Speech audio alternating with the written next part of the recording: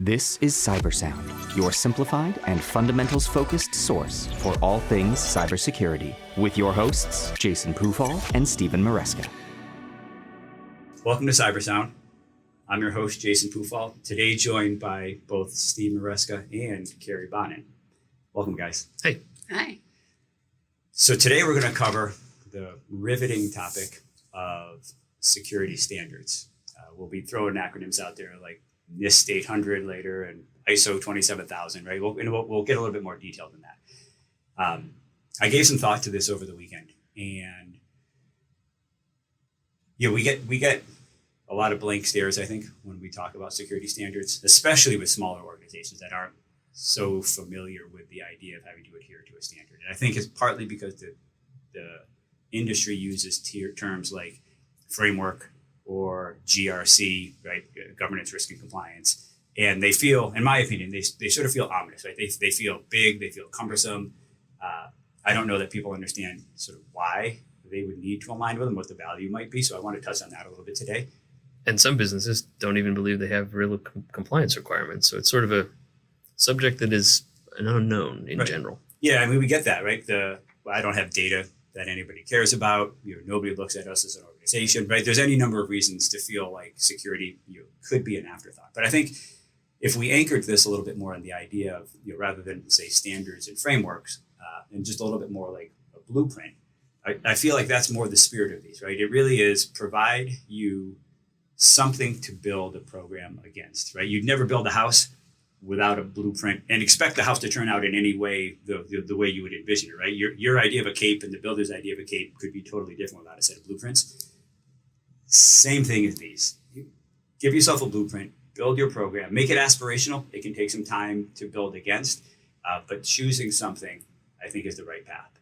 I'm interested in your opinions around really, though, what the benefits of aligning to these standards might be. Well, there's several benefits. A company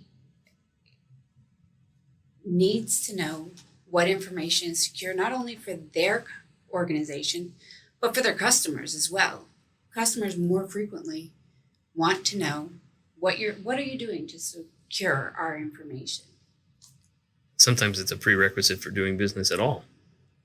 Mm-hmm. So it's really about demonstrating rigor, demonstrating care is being taken to protect information, protect your customer's data. We've seen a lot more of that too, right? The third-party risk assessments and questionnaires that customers submit to their sort of upstream providers. People are much more concerned now about what happens to the data that they entrust you with, and it's a fair amount of work to demonstrate that. And I think aligning to a specific standard or using a specific blueprint maybe can potentially really help show where you are on that maturity spectrum. On the same topic, brand reputation is a big one too. Nobody wants to have a data breach associated with their brand. Right. And after a breach, sometimes it's a requirement to demonstrate certain actions have been taken to a certain criteria in order to actually regain the trust of business partners. Well, and Carrie, you were mentioning earlier before we started this around the idea of a roadmap, right? Right. And I think if you are having a conversation with a client, or you are trying to demonstrate or sort of keep your reputation intact, it's valuable to be able to say we align to a specific standard. Here's our roadmap toward compliance, right? We're 30% of the way there or 50% of the way there. Mm-hmm. I think being able to demonstrate to people that you take it seriously, that you had an active plan for compliance is a much more positive discussion than simply saying, yeah, we did some things that we thought were probably right. And we see that all the time. Realistically, these frameworks were put together by experts in their field. They've all gone back and figured out what was the best practice, what were some of the vulnerabilities. Let's look at the cyber attacks and come up with something that basically secures companies, their data, their information going forward. And it shows you how to get there. And it just occurred to me, it lets people speak the same language, right? If you say to somebody, I align to a throw out the first sort of set of numbers, right? Mhm. I aligned to NIST 800-171. That means something to folks in higher ed, to people in the Department of Defense space. It gives them context, right? It gives them an ability to say, okay, I generally know where you're going. I understand the families. I know the controls. That's a valuable way to start a conversation. And I think there's an important emphasis here. Many businesses feel that they are not obligated under certain regulations. They don't perceive themselves as having compliance requirements. There's a difference between obligation and aspiration. It's appropriate to aspire to a standard that may, in other businesses, be a requirement, because at least in that sense, you are looking forward to new markets, new partners, demonstrating an excess, perhaps in your industry, of rigor that helps you differentiate from other entities. It's a multifaceted type of conversation. So we talked a little bit already about the why, right? And I think reputation, certainly customer trust is really valuable. To some degree, it puts you in the driver's seat of the conversation, which I personally I think is a valuable thing to do. Gives you something to measure your security program against. Steve, you've mentioned now at least a couple of times, say regulatory requirements. Not just trying to implement a mature security program for the betterment of your own company, but you might be compelled to do that. You might be compelled to do it if you manage certain types of data. If you're a healthcare organization, you undoubtedly know about HIPAA. If you deal with credit card transactions, you know about PCI. And those are great if you're those types of organizations. However, if your business doesn't deal with that sort of information, or you've subcontracted that activity out to third parties so they have to do most of the heavy lifting, your business may still be subject to regional privacy laws, like the Massachusetts privacy law, like California, data disclosure requirements if there is any sort of security event like the New York Shield Act. There are a variety of regulatory frameworks that, frankly, traverse state boundaries, regional boundaries, international alike, and they have embedded within them reference to, or frankly, derivative from standards themselves. If you can attest to a certain standard, you are essentially making it easier to comply with those broader regulatory requirements that may be looming in the background and not even something on the radar of many businesses. The Connecticut has the House Bill 6607, and I don't want to spend a lot of time on that because I think we'll actually try to dedicate a podcast to that. But what I found interesting about it was they said we're encouraging businesses to align to a security standard. Right? They didn't specifically say you must pick this one, or we're going to mandate that you pick this one. Right? They really just want to see formality in a security program, and I think in a lot of ways that's what I would personally advocate for. Right? Rather than trying to look at these and say 853. And Carrie, I'm going to push a couple of these to you in a second. But we've got 853, and it's hundreds of pages long. Versus ISO 27000, which sort of touts itself as maybe an international standard, and they don't know what to choose, and maybe the ultimate bad outcome is they choose nothing. So I'm wondering, we've got three I know that we spoke sort of specifically about. A NIST standard, an ISO standard, and then the sort of CFF. And I'm wondering if you could spend a second, just high level, on what those are. Okay, well, the NIST 800-171 or NIST 853 both have to deal with security and privacy of your information. The ISO 27001 is along the same lines. It has much more of a managerial aspect to it, and it also requires an actual certification.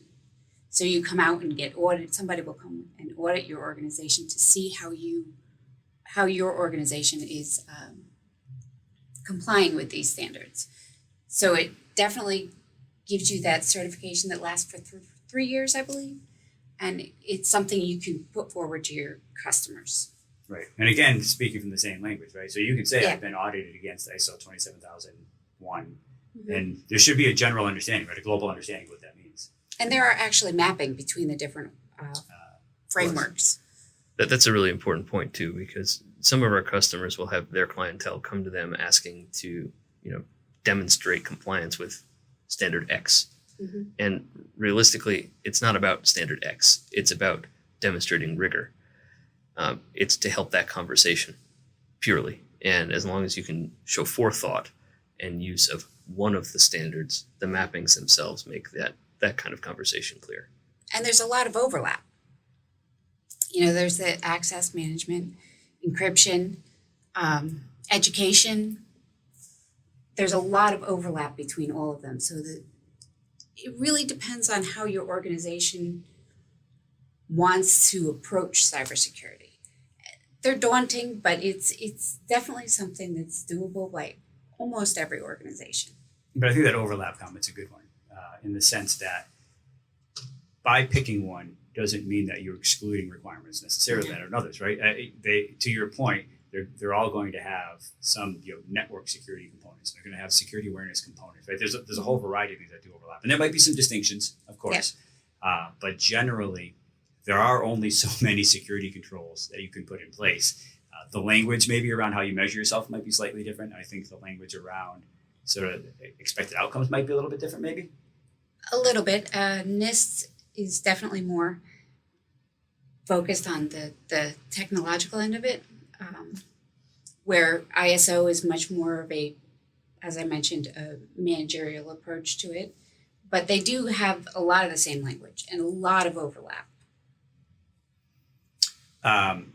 So if you were suggesting to smaller organizations how to tackle this, right? Because I think some of the conversations that we've had certainly have been, one, maybe somebody doesn't want to spend money because there's certainly a financial component of compliance, right? Sure. And a lot of the times that we'll chat, it's around, well, I need to make sure there's an ROI here, right? That I get money back for the investment that I've made. Do you have counsel for how people might approach that, or approach these reasonably?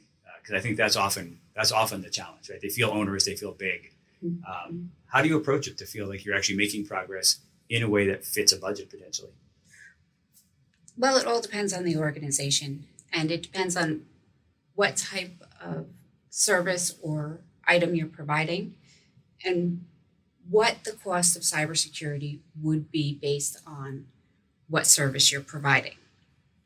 So in other words, if for the NIST 800-171, which is CUI based, organizations need to look at how much they're bringing in based on their CUI contracts. And maybe a percentage of that should be based on cybersecurity because it is so important that you keep that information secure. A larger percentage of that should be based on cybersecurity, but every organization should implement some version of securing their information. So, every organization has to do it their own way, right? As far as a budgetary requirement. But actually, I mean, that is really the right way to look at it, right? It's how much of your business might carry a regulatory requirement, and frankly, how much of a spend do you need to make to protect that? I want to back up for one quick second because we promise we do this every time.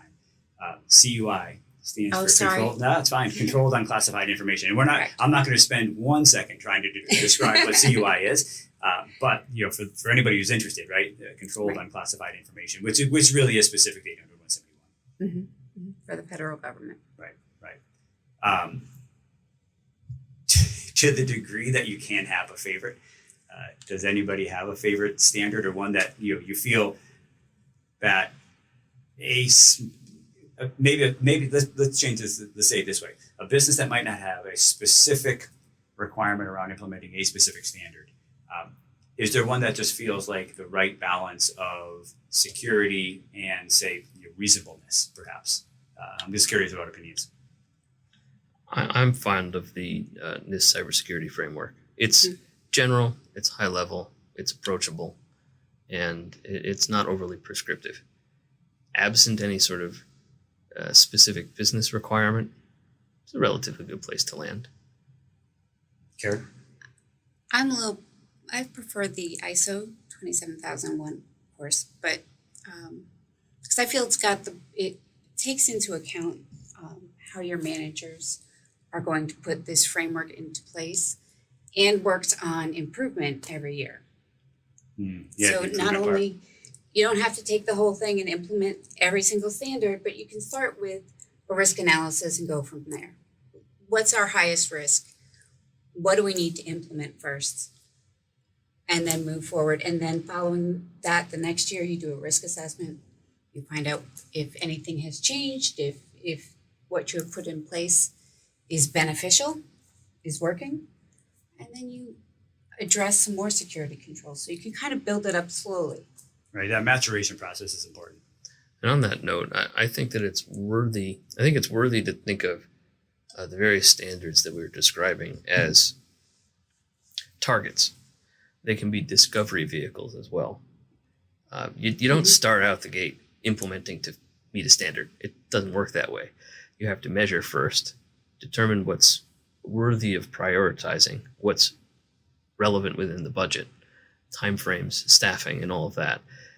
They are, again, getting back to our road mapping and blueprint metaphor, helpful to define a trajectory for security improvement overall. And if you look at it in that way, they're less looming, they're less confrontational types of subjects, and perhaps they point in a direction that help to identify new resources or deficiencies that organizations didn't know existed. So, I mean, it feels to me like you're describing the idea of you're developing a plan of action and milestones, right? So measuring yourself against a standard, identifying those areas that you're sort of currently compliant with, identifying where your gaps are, and then really being able to put together that roadmap that I think, Carrie, that you've described, which is what potentially does my next 12, 24, 36 months look like as I mature my organization around this specific standard. Typically, you don't have to do it overnight. I suppose it's possible. If you're in a regulated environment and you've done nothing and you have to comply with HIPAA, there may be some work to do, right? But more often than not, there's the ability to mature your program and your business around these set of standards. Is there anything in closing maybe that you guys like to add relative to these?